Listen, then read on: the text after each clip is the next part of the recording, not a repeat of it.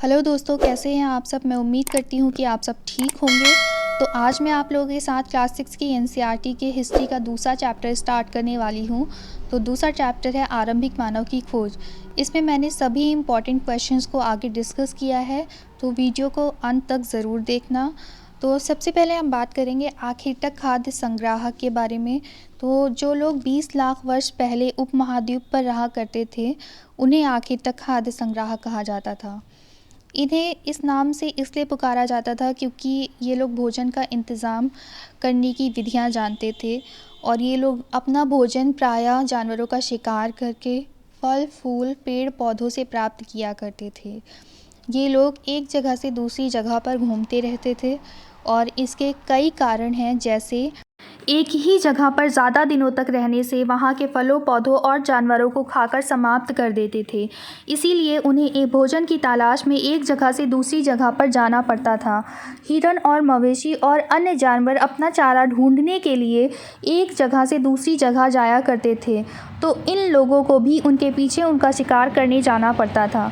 कुछ फल फूल पेड़ पौधे मौसम के अनुसार आते थे, तो इन्हें भी उनकी तलाश में उपयुक्त मौसम के अनुसार एक जगह से दूसरी जगह जाना पड़ता था। चौथा कारण पानी की वजह है। कुछ नदियों और झीलों का पानी कभी नहीं सूखता था और कुछ नदियों और झीलों का पानी सूख जाया करता था, जिसकी वजह से इन लोगों को एक जगह से दूसरी जगह पर जाना पड़ता था।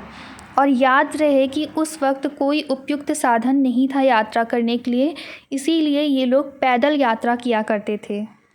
इन लोगों ने पत्थरों से कई प्रकार के औजार बनाए, जिनका प्रयोग ये लोग प्रायः शिकार करने के लिए तथा कुछ खाने योग्य जड़ों को खोदने के लिए किया करते थे। हुसंगी कुरनूल गुफाएं भीमबटेका आधुनिक मध्य प्रदेश, ये कुछ पुरापाषाणिक स्थल हैं जहां पर आखिर तक खाद्य संग्राहकों के रहने के साक्ष्य मिले हैं। इसके अलावा ये लोग नदियों और झीलों के किनारे भी रहा करते थे। तो अब हम बात करेंगे पुरास्थल किसे कहते हैं। पुरास्थल उस स्थान को कहते हैं जहां औजार बर्तन और इमारतों जैसी वस्तुओं के अवशेष मिलते हैं। जिन जगहों पर लोग पत्थरों के औजार बनाते थे, उन स्थलों को उद्योग स्थल कहते हैं। बात करें आवासीय पुरास्थल की, तो जिन जगहों पर लोग रहा करते थे उन्हें आवासीय पुरास्थल कहते हैं।